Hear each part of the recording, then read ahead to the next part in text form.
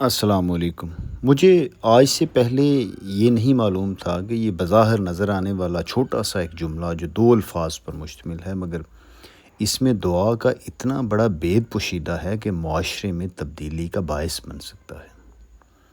ہم نے اخلاقیات کے تمام احکامات کو پسے پشت ڈال دیا ہے، جبکہ اللہ کے حبیب صلی اللہ علیہ وآلہ وسلم نے فرمایا کہ میں آیا ہی تمہارے مکارم اخلاق کی تکمیل کے لیے ہوں تاکہ معاشرہ تبدیل ہو سکے۔ تمام ڈیوٹیز جو اللہ تعالیٰ نے لگائی ہیں وہ اسی لیے لگائی ہیں کہ ہم اپنی اور معاشرے کی اصلاح کر سکیں۔ رسول اللہ صلی اللہ علیہ وسلم نے فرمایا کہ جب تمہیں کوئی مسلمان بھائی ملے تو اسے السلام علیکم کہو۔ اس کا مطلب یہ ہے کہ آپ اپنے مسلمان بھائی کی سلامتی اور بہتری چاہتے ہیں۔ اگر آپ کے دل میں اس کے لیے بغض ہے، عناد ہے، غصہ ہے، نفرت ہے، حسد ہے یا لالچ ہے تو پھر یہ دعا نہیں کر سکتے۔ ہم نے اسے رواج بنا لیا ہے، یہ نہیں سوچا کہ یہ دعا ہے اور یہ دعا ہمیں کیوں سکھائی گئی ہے۔ اگر ہم یہ دعا اخلاص کے ساتھ ایک دوسرے کو دینا شروع کر دیں تو معاشرہ جنت کی نظیر پیش کر سکتا ہے، لیکن بدقسمتی سے ہم صرف اور صرف رواج پورا کر رہے ہیں۔ اگر احساسات نہیں تو ان الفاظ کا کوئی فائدہ نہیں۔ یہ سلام کا نظام ہے، اسے ہم نے فیشن کے حوالے کر دیا ہے۔ حدیث پاک میں ہے کہ حضرت ابو ہریرہ رضی اللہ تعالیٰ عنہ بیان فرماتے ہیں کہ حضور صلی اللہ علیہ وآلہ وسلم نے فرمایا کہ مسلمان کے مسلمان پر 6 حق ہیں۔ ان میں سے پہلا ہے کہ جب کسی کو ملے تو اسے سلام کہے۔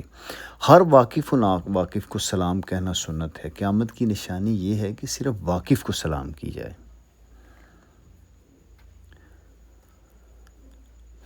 دعا کا مطلب ہے یہی کہ اس میں اپنی فیلنگز کو بیان کیا جائے اور اس میں اللہ کی گواہی کے ساتھ اس کو پیش کیا جائے۔ دوسروں کے لیے جو آپ اچھے اور سچے جذبے رکھتے ہیں، اس میں اللہ کو گواہ کر لینا کہ اے اللہ میں اس کی بہتری چاہتا ہوں اور اے خدا تو گواہ ہے اس پر۔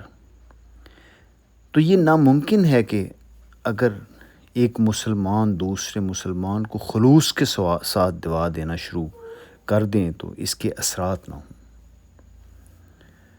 حضرت عبداللہ بن عمر سے روایت ہے کہ جو موطا امام مالک اور طبقات ابن سعد میں مذکور ہے کہ وہ اکثر بازار کا چکر لگاتے رہتے تھے۔